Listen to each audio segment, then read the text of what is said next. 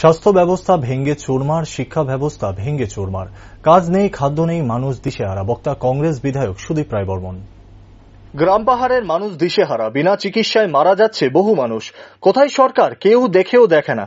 এই দুর্বিষহ ভুক্তভোগী মানুষদের কথা শোনার কোনো লোক নেই। শনিবার কংগ্রেস ভবনে এক সাংবাদিক সম্মেলনে এমনই ভাবে রাজ্য সরকারের বিরুদ্ধে তোপ দাগেন বিধায়ক সুদীপ রায় বর্মন।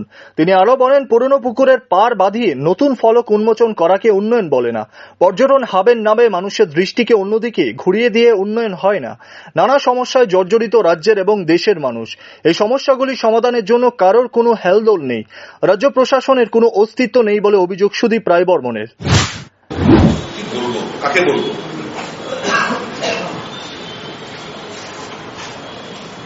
সারপ্লাস আমাদের বিদ্যুৎ তাহলে পিক টাইমে ট্রেনিং হচ্ছে।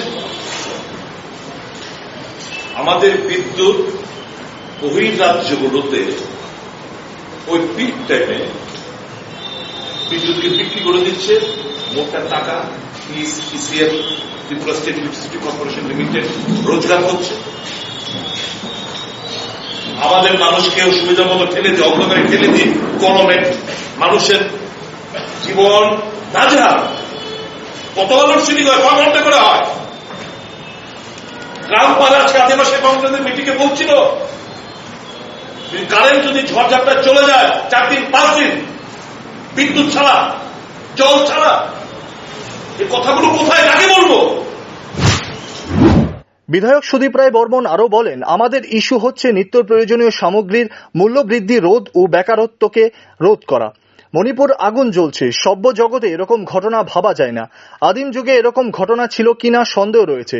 সমস্ত ঘটনাকে হার মানিয়ে মণিপুরে বিবস্ত্র করে মা বোনদের গণদর্শন করা হচ্ছে, তাতেও দেশের প্রধানমন্ত্রী চুপ। এই বিষয়ে সুদীপ রায় বর্মন বলেন, মণিপুরের ঘটনায় দেশবাসীর দৃষ্টিকে অন্যদিকে ঘুরিয়ে দেওয়ার জন্যই হরিয়ানার দাঙ্গা, করইমুরা এবং বিভিন্ন দেশ জুড়ে এইসব উস্কানিমূলক আচরণ হচ্ছে এবং দেশ জুড়ে দাঙ্গা বাঁধানোর চেষ্টা হচ্ছে। হিন্দু মুসলমানদের মধ্যে দাঙ্গা বাঁধানোর চেষ্টা চলছে। তিনি বলেন, ভোট যত এগিয়ে আসবে এই সমস্ত ঘটনা আরো বৃদ্ধি পাবে। তিনি জনগণকে আহ্বান জানান, এই সমস্ত উস্কানি এবং সাম্প্রদায়িকতার বিরুদ্ধে সতর্ক থাকতে হবে। তিনি ডাক দেন, 2024-এর লোকসভা ভোটে ফ্যাসিস্ট এবং স্বৈরাচারী সরকারকে উৎখাত করতেই হবে, তবেই দেশের মানুষ মুক্তি পাবে। নিত্য প্রয়োজনীয় সামগ্রীর মূল্য বৃদ্ধি, এটা আমাদের ইস্যু। বেরোজগারি আমাদের ইস্যু। মণিপুর বার্নিং, এই সভ্য জগতে কোথাও আদিম যুগে সমস্ত ঘটনা ঘটে গেছে আমি জানি না। সমস্ত ঘটনাকে হার মানিয়েছে মণিপুরে, বিভক্ত করে মা বোন মেয়েদের গণধর্ষণ করা হচ্ছে। প্রধানমন্ত্রী চুপ। এগুলো কংগ্রেসের ইস্যু।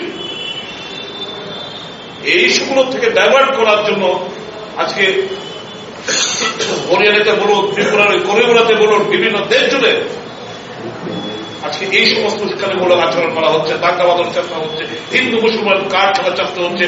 ভোট যত এগিয়ে আসবে এই সমস্ত ঘটনা আরো বৃদ্ধি পাবে। আমার রাজ্যের মানুষকে আমি অনুরোধ করব, আপনাদের মাধ্যমে দেশের মানুষকে অনুরোধ করব, এর থেকে যেন বিরত থাকে। এই ফ্যাসিস্ট, এই স্বৈরাচারী সরকারকে উৎখাত আমাদের করতে হবে 2024 সালে দেশ থেকে। তবেই দেশের মানুষ এই যে ইস্যুগুলো থেকে মুক্তি পাবে। নিত্য প্রয়োজনীয় সামগ্রীর মূল্য বৃদ্ধি। রাজ্যের বিদ্যুৎ সমস্যা নিয়ে বিধায়ক সুদীপ রায় বর্মন বলেন, রাজ্যের বিদ্যুৎ সারপ্লাস, দপ্তরের পিক টাইমে সেটিং হচ্ছে।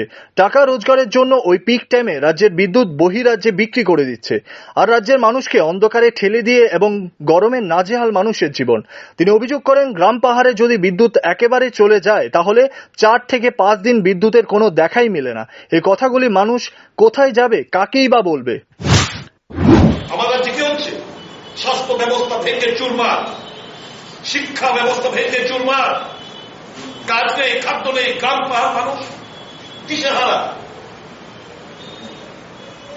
বিনা চিকিৎসা মারা যাচ্ছে হাসপাতালগুলোতে। কোথায় সরকার?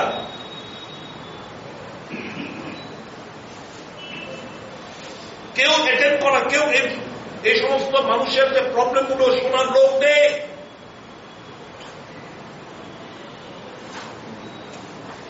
উন্নয়ন পুকুর বাঁধিয়ে ফলক দিয়ে পুকুর পার বাঁধানো দলের উন্নয়ন? ওই এখানে ট্যুরিজম হাব করে অ্যাটেনশন ডাইভার্ট করে, দিস ইজ নট উন্নয়ন।